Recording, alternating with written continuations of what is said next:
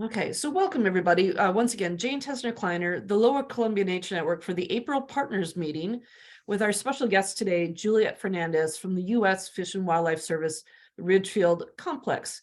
And Juliette, we're grateful to have you here today to talk about connections with our Indigenous partners in our community and in our region. And we turn it over to you for today's presentation. Thank you. Hey, everyone can hear me all right, I'm hoping? Yes. Okay, great. So I'm going to talk with you a little bit today just about my experience in working with tribal partners. With this presentation, it is a little bit catered. I'm a federal employee, so it's a little bit just from my perspective in that way, but I feel like the core principles behind it could be helpful to anybody that is interested in beginning relationships with their tribal communities or the Indigenous community at large. So I titled it Beyond Land Acknowledgement, and I think as we work through this presentation, you'll see what I mean by that. A lot of people have asked why we don't have a specific land acknowledgement in place here at the refuge, saying these are the lands of, the tribe that would have been here traditionally. And I'll share with you a little bit about that and the process that we've been going through here. So as opposed to a land acknowledgement, I want to acknowledge the land through connection. I do, again, want to emphasize that I'm just one person with one journey. Everybody's is going to be different. So this is just my perspective. So when I first came here, I've worked in the Southwest region before coming here for the majority of my career, and I've worked with a number of tribes there, but every tribe is very different. Every relationship is very different. And when I came here, I was told that there are three primary tribal partners that I would be working with: the Chinook Indian Nation, the Cowlitz Indian Tribe, and the Confederated Tribes of Grand Ronde. There is a significant archaeological site here called the Kathlepotl Village. And in 1984, there was a big research project of that site in which the U.S. Fish and Wildlife Service reached out to the tribal partners to see if any would be interested in doing that research project with us. And they identified a very large archaeological site that's very significant here. So after that, the refuge continued to work with the Chinook Indian Nation and built the plank house that is here on Refuge. If anyone has been to Ridgefield National Wildlife Refuge, you'll see it here on site. And it's a reflection of the plank houses at the Kathlepotl Village, but is very significant also to the Chinook Indian Nation, who helped to build it and interpret it. I also learned that MOUs, memorandums of understanding or agreements for working with each tribe, were underway but not yet finished. And I learned that there was some issue resolution to be had. And in coming here, they were hoping that I could build bridges, and I was looking forward to the opportunity to do that.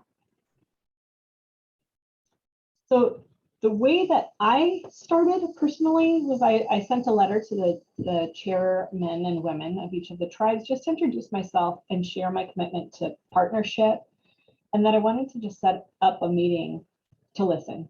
I didn't have an agenda. I wasn't going to jump into business. I just wanted to hear from them.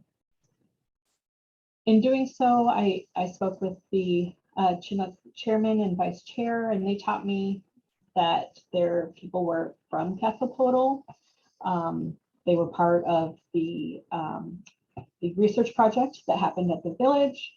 And as a continuation of that partnership, they built the plank house. And it was really, they felt it was important that I understood there was a lot of significant emotional investment in the plank house. It's considered a living tribal member to them. And they wanted to emphasize that they were here and they're still here. It's not a tribe of the past, but certainly they had a strong presence on the landscape. Similarly, I had a meeting with the Cowlitz just to hear from them. They shared with me that their ancestors were here. They traded, harvested, intermarried, including at Kathlepotl. They were very interested in protecting and restoring plants and animals. They had worked with the Refuge on a large oak restoration, and also the translocation of Columbia white-tailed deer, which are still here on the Refuge and doing quite well. They also emphasized that the plank house was important to them, and again, emphasized that they were here long ago and they're still here. And then I met with the Confederated Tribes of Grand Ronde, and they shared with me that their ancestors were throughout the Pacific Northwest, including Southwest Washington before they were displaced. They were very interested in first foods found on the Refuge, such as wapato, very interested in Indigenous education. And again, they're still here and they're an active tribe and want to be part of this landscape.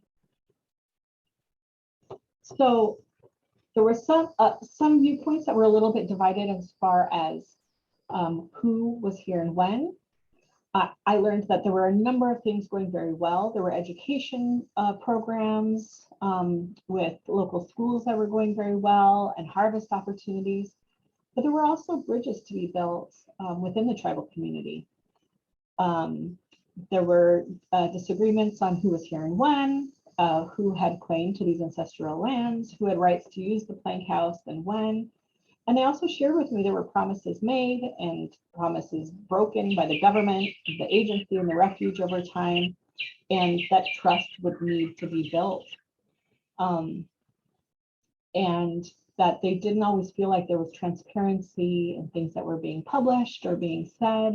And so they were a little bit leery of the path ahead. And I knew that I would need to start with a different foundation. So here's how I started. I started thinking, okay, so what is in my authority to do? What are the missions of each of our entities? What visions do we have and goals? Where are we? Where do we want to be? What expectations do I have? What are their passions and relationships? What's important to them? What issues have there been? And what's the best way to engage with them? And I shared with them that I apologized for any missteps of the past. And my hope was to move forward again with transparency and an open heart. And I started this mind map, this piece that you see here on the left. All of these things, everything that I could think of that answered these questions, and then I tailored it down to really get to a core of how we can move forward. So on my next meeting with them, I had some questions for them. I asked, how have we worked with you in the past? How can I be a better partner to you now? What can I read to learn more? What can I do from my side of things to learn more and understand further? How often would you like to meet? How do you prefer I communicate with you? Once a week, once a month? As you see fit to reach out? How would you like to work through our agreements that everybody has said that they're interested in exploring? And I asked them, how do you feel about land acknowledgements? Because there was a big push to have a land acknowledgement. So when I was talking to them about land acknowledgement, they said, you know what? We get so many requests for a statement that people can put in their tagline of their email, like AutoZone will call and say, what can I put in my email footer? Because we want to acknowledge the land. And they wanted a different scenario. They wanted reciprocity. They didn't want a checkbox because it felt like they would give a land acknowledgement and that was the end of the relationship. And that's not what they were looking for. So hearing from them, I paused the idea of pursuing a land acknowledgement right away. And we paused the MOUs to have conversations because I recognized that first I needed to learn. I needed to learn more about what they truly wanted and not what we wanted from them. So with my mind map, we started, I identified these goals for working with the Indigenous community. I wanted to be recognized among the Indigenous communities as an environment where all Northwest Native peoples see us as a partner and ally. I wanted to develop, coordinate, and formalize interpretive material in conjunction with our partners, speaking with them and not for them. I wanted to seamlessly braid cultural resource education in with natural resource education to further energize and inspire respect and stewardship. And really quite a bit of this was already being done.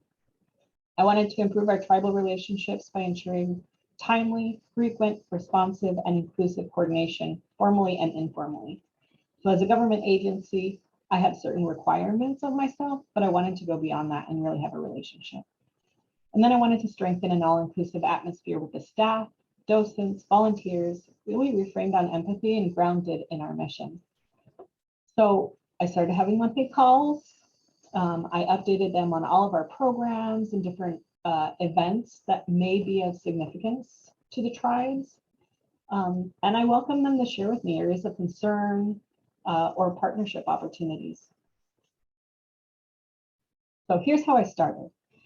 I have these four groups, and I really wanted to find, okay, what's the thing that binds us? What's the thing that we can move forward together despite divergent concerns or feelings about the landscape? All of us are very connected to the plants and animals and the land. So when I started to look into materials that they provided us, I really could see the connections to everything that we do within the Fish and Wildlife Service to the things that were really important to them. And our binding sensibility was these plants and animals, and how can we restore and protect them together? So this was a little blurb that I pulled from one of their websites. And then I started to think, okay, so what does the Fish and Wildlife Service do to preserve these plants and animals? And why is that important to do so for us, for them, for the community? So we have these four areas, and talking with our visitor services team, I asked, okay, how do we what themes do we use to educate the community? And Josie, who's on this call, said oaks, watersheds, and wetlands primarily. And then the plank house was very significant. So in doing that, we could look at, of course, always honoring the plank house and that connection. But not just that, honoring the land should be everywhere. So whether we're at Steigerwald Lake Refuge or in a classroom, we wanted to make sure that we're just breathing it into everything that we do. So if we're talking about watersheds, lamprey is an example of something in our watershed, but it's also spiritually and culturally significant to all three of these tribes. We can talk about that. Same with Wapato. It's a first food significant to all of these tribes. The river, going back a millennia and still so important and vital to the ecosystems today. And that's a perfect nexus. So with all of these ways of moving forward and talking about the refuge, tying in what they, as our partners, would like us to share through their culture was the hope for moving forward. So as of right now, we're reframing our messaging, and everything that we will be sharing out to the public is going to come directly from them. So I have asked each of the tribes, tell me what your connection is to oaks. Tell me what your connection is to acorns or to camas or wapato. And then when we're talking with the public, we can say, our partners at the Chinook Indian Nation shared with us that this plant is significant because of X. It's important for wildlife because of this. So really using their the messaging that they prefer will help to make sure that we're being transparent, we're speaking through them, and again, not for them. And we're still helping the visitors that come out to the refuge understand the plants and animals they see with heightened respect and maybe through a new lens.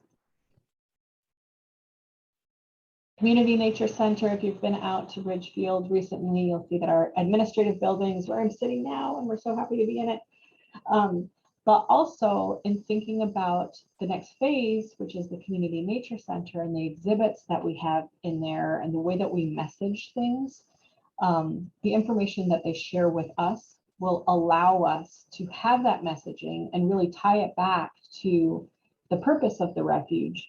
You know, there are so many places in Southwest Washington and beyond where the historic story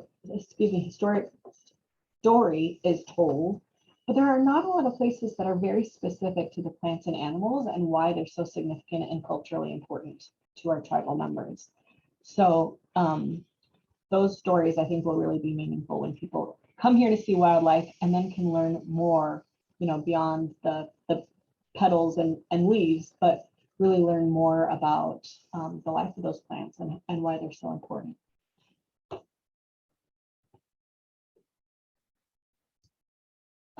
Portland State University is another cooperative that the U.S. Fish and Wildlife Service has, working with college students, and they've had some trips out to refuges to re-engage with refuges. But again, it's finding out what their interests are and then taking their lead on that. And then harvest is a large one. So we have harvest permits with the Confederated Tribes of Grand Ronde, the Chinook Indian Nation, and the Cowlitz Indian Tribe, asking them what plants are really important for you. Do we have adequate populations for them while still leaving enough of that specific plant on site for wildlife?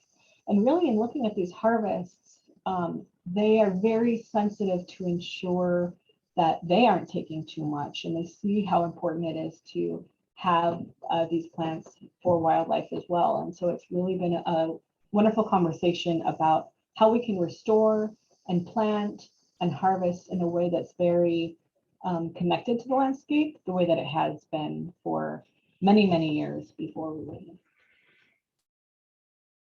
Youth art contest. So our friends group has 2 board members on it. And I think Sam Zeiner's on here. And one of the great things that she did is when they had the friends had a youth art contest, they had the youth coordinator on that panel. And I think something that's great about that is that sometimes you can incorporate our Indigenous communities or our tribal partners into things that aren't specifically tribal, just as a partner that's valued, and we would love your perspective. How would you like to be part of this really cool panel and see the art of the children that come through and help us decide what resonates with you? So thinking about opportunities that aren't specifically asking something of them.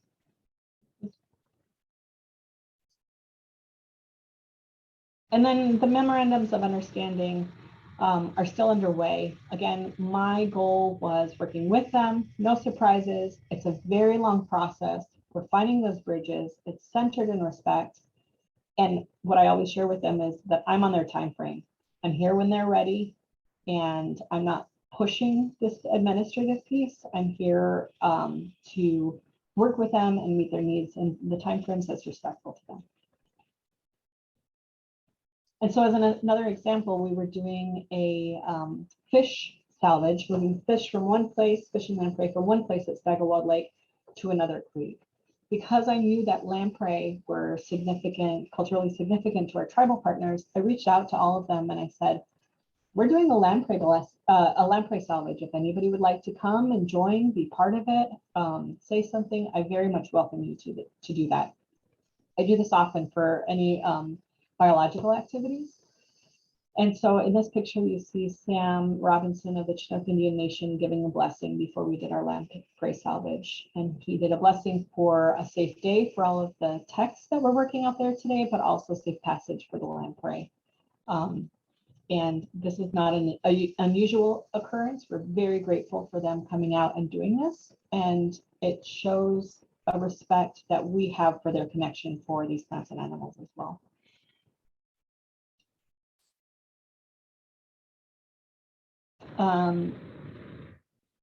So also I'm working with them on a repatriation. So from that research project in '94, there were various artifacts and also ancestral remains that were recovered. So in my role, I'm working with them to restore those ancestral remains back to the site, and working with all 3 of them because all of them have expressed interest and the importance of doing that. So that process is still underway. And again, I shared with them that, it's very important to them. I shared that with them that it's important to me that I am here for them.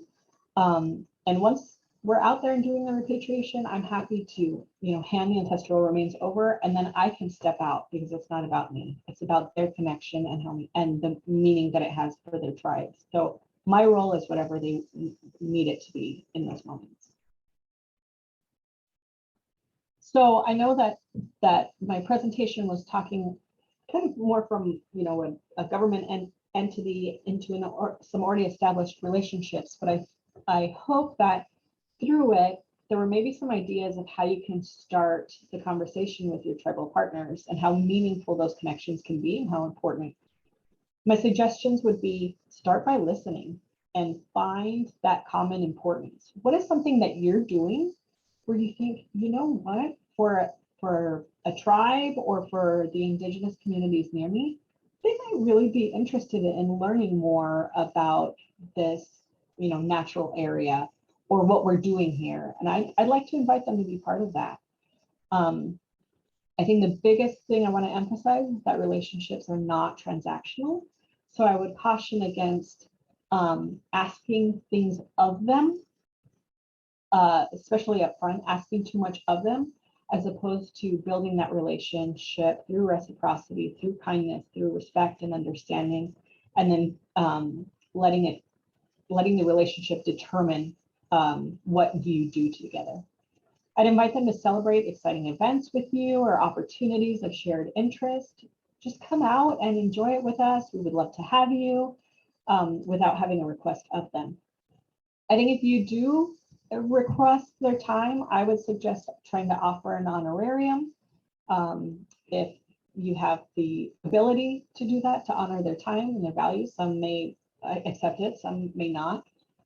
And I do think if you know somebody that already has a relationship established and there are things that you feel the tribes would like to be a part of, but maybe you don't know where to start, if you have somebody that already has that connection, having those introductions can be a really good way to initiate that process.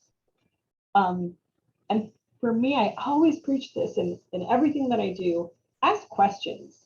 Don't be afraid to ask questions. It's very common that I might say to a tribal partner, I want to ask a question and I hope that it comes across with the respect with which I intend it. Please let me know, and then I'll ask the question. So ask them, what do you think it looks like to be a good partner? Or is this word, I heard this word that may not be appropriate. Can I ask the question, is this an okay term to use? I think sometimes we get worried about initiating partnerships or worried about imposing, but I have always found, whether I'm working with the tribes in the Southwest or with these newer tribes here in the Pacific Northwest, that they welcome the questions if you do it with an open heart and respect and kindness, with the interest in learning from them. So that's it. That's my presentation, and I welcome any questions or thoughts that people might have.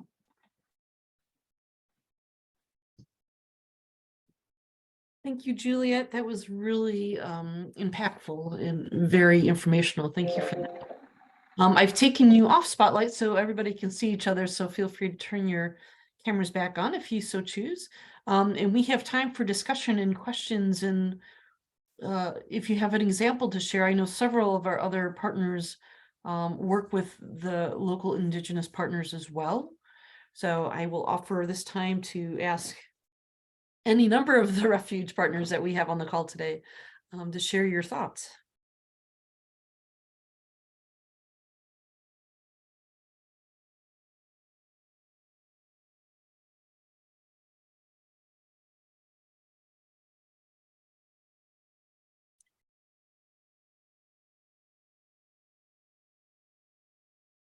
Okay, so to maybe kick off, Juliette, maybe are there events that are regular occurrences out at the refuges where our tribal partners will be, so that we can come learn about the events that are special to them on the refuges or in the community that you'd like to share?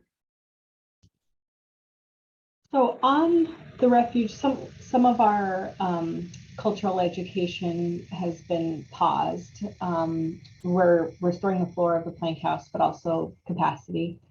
But in speaking with our tribal partners, we are going to be opening the Plank House for smaller groups that are coming by to learn. Sam Robinson of the Chinook Indian Nation and then Autena Ingal of the Cowlitz Indian tribe often do meet with groups, colleges, and there are a lot of requests for them. When requests come into me about having a tribal person speak at the Plank House or even have me speak at the Plank House, I always reach out to our tribal members as the first piece. So if your organization, for example, wanted to come out to the refuge to do a site visit and potentially have a tribal member speak with them, I'm happy to pass information along or to help coordinate that. But that's kind of where we are on the refuge. A lot of tribal events are generally closed to the public, but they'll invite you, if you have that relationship established. And so I think that's also a piece of building that relationship with them. Great, thank you.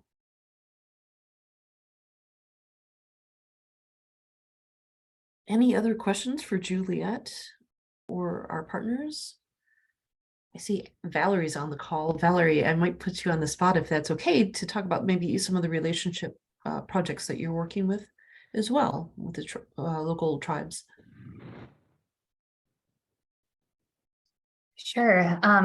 I mean, mostly what we're doing on the education side of things right now is in collaboration with the Confluence Project and also with the Refuge. So we're bringing, I think we have 10 field trips this spring of 3rd, 4th, and 5th grade students out to the Refuge, and many of those also have a Native educator who is connected through the Confluence Project as part of that field experience for students.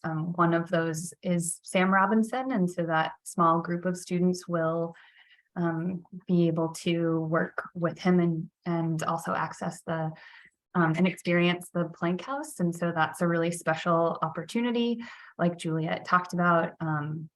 So yeah, that's really like our current experience. And yeah, that's an existing partnership that we have in a lot of different ways at our organization with the Confluence Project. And I think something that I've learned in that experience is really about how do we work together when we're also looking at like the business side of things, like how do we not just the agreements that we make, but how do we make sure we build in so that people can be paid and supported for the work that they're providing, like Juliette talked about, that we're not just asking for things all the time, but how are we really truly building relationship in a lot of different ways. I super appreciated that, Juliette, just the suggestions of like inviting people to things where we're not asking them to do something.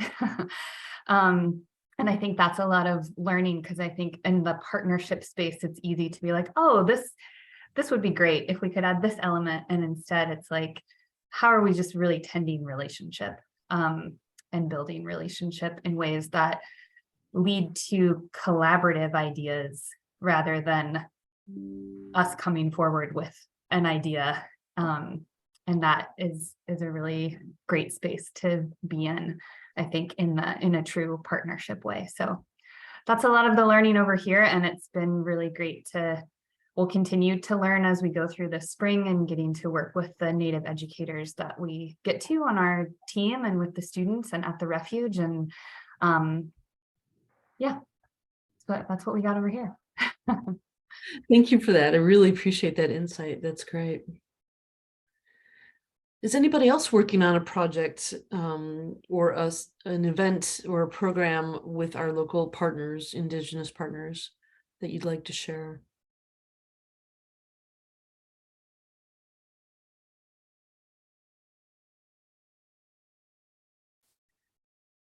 Okay, I might ask Juliette and maybe Kim, is there also more regional work that's going on? Yep, thank you, Kim, that you might want to inform us about. And Juliette, please pop in here. So thank you. Somehow, Jane, I was reading your mind, and so I'm like, oh, my hand's got to go up. So I mean, just really grateful for the sharing and the learning, and I would say some of my lessons learned are very similar. Yeah, I work throughout the Portland, Vancouver area, so that's my scope, and with wildlife refuges like what Juliette and Misha and Josie and Sam, Jared manage up north, and then also south at Walt River and Wapato Lake National Wildlife Refuges, and where Juliette focused a lot on the tribal relationships, something that we've been working on, or the U.S. Fish and Wildlife Service has been working on in collaboration, is with the Portland State University Indigenous Nation Studies program. And what we have been part of a,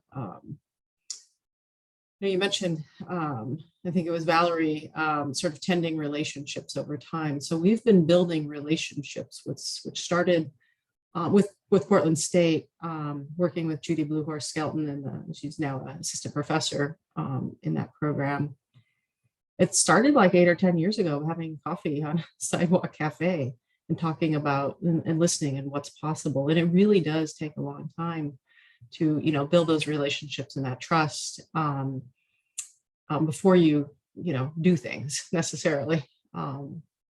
So what's interesting that's happening now is at PSU, they've had Indigenous Nation Studies curriculum, and there's been such a demand from students, and particularly Indigenous students, and not just locally, but all over the country, coming to PSU seeking a different, something other than maybe conventional, environmental science degrees. We find that a lot of our students who have been, historically excluded from conservation or stewardship or what have you, find that they're not, that the retention is actually fairly low in the more conventional environmental sciences programs, in particular for Indigenous studies, or Indigenous students rather. And so now there's this 1-year certificate, the ITEC certificate, Indigenous Traditional Ecological Cultural Knowledge program, that is starting to serve the need for students that do want to get on the land, have emotional, physical, spiritual, mental access to land, as a student body. And what we've learned, and as individuals, and what we've learned is that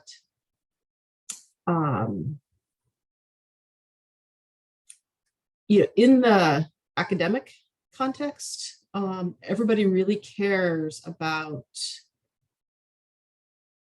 young people and emerging Indigenous leaders. That's the name of the program we work with PSU, and just working through academia, who also works with all of our local tribes, near and very close and beyond. It's really a great gathering place and a great place to be supportive. And so we don't find necessarily, we find lots of young, really incredible energy around environmental and social justice and Indigenous leadership and everything that Juliette spoke to. And it's really supported there, really dynamic. At the same, and so one of the fun things that's just happened recently is the first on Refuge visits that are going to contribute to the goals of the ITEC certificate for students, that happened just this past Sunday at Tualatin River Refuge. And so we'll start to look for places to do co-stewardship. And so that's building. And to the question about like, what can folks join? One of the things that I've learned, if there's things posted on Facebook or posters or that stuff, things around like that, like the salmon celebration, salmon celebrations that happen all over, those are great places to go and get to know folks. But oftentimes, like with students, there's, it's a learning space. It's a very vulnerable space, where they're having conversations, and there's already agreements, trust agreements and that sort of thing. And so when we do, and there's learning and conversations that are happening that aren't necessarily conversations that students would want to have, with others who join that they may not know. And so just being really sensitive to what are those times where it's appropriate to join if you're invited. And then what are those times where we just need to be supportive and stay, ask what we can do to be supportive, but not necessarily, observe or insert or, so there's just different moments and different protocols that come with that. And it's just, I think it's just time and relationship building. But great stuff is happening, and we've had some great internships and trying to get some more in the future for students that are now moving into their careers after college, after PSU. So I guess that's what I'm happy to answer any questions. I know I just kind of rambled on there.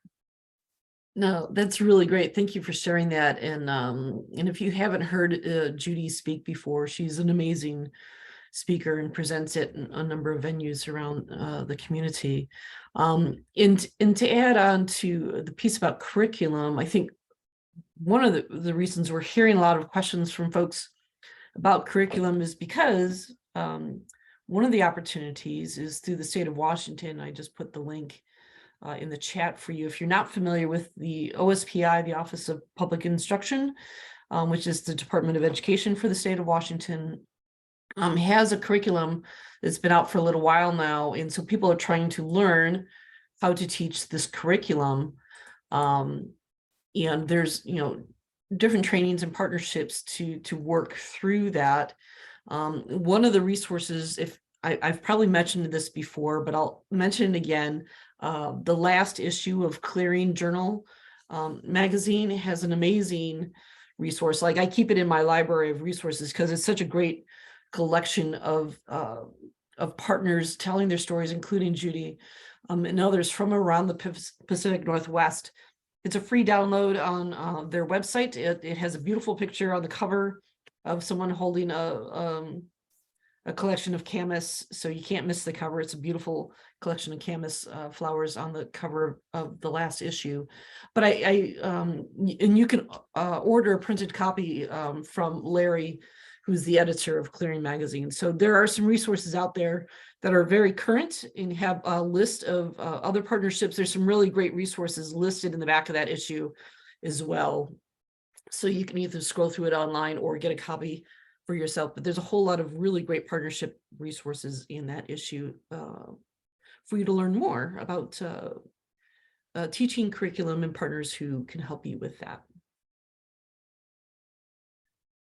Any questions for what Kim was mentioning? I kind of jumped right on the word curriculum there and wanted to make sure I didn't miss adding that in there.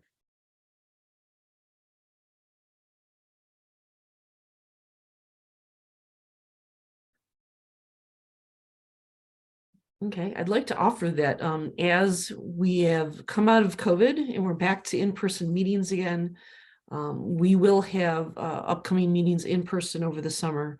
And we're hoping to invite folks to join us at those in-person meetings, all of you and our other partners as well, including our Indigenous partners, to come join us, and we can meet each other out on the land. Our next meeting is at Camp Hope, just south of the Lewis River, across the river from Louisville Regional Park and Battleground.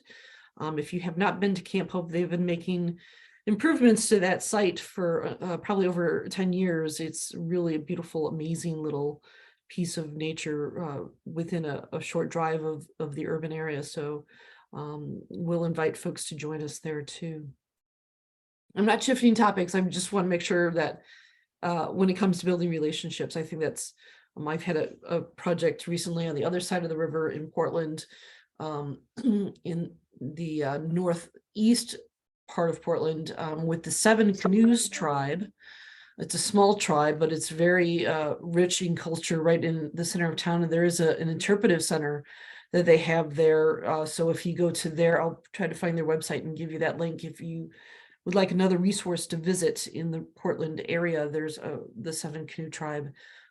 Wonderful set of folks, but they really did impress upon me that it is about having little agenda coming into a meeting and just lots of listening and lots of trust building and relationship understanding of who we are and what we want versus listening to what everybody would benefit from. So I appreciate those talking points, Juliette.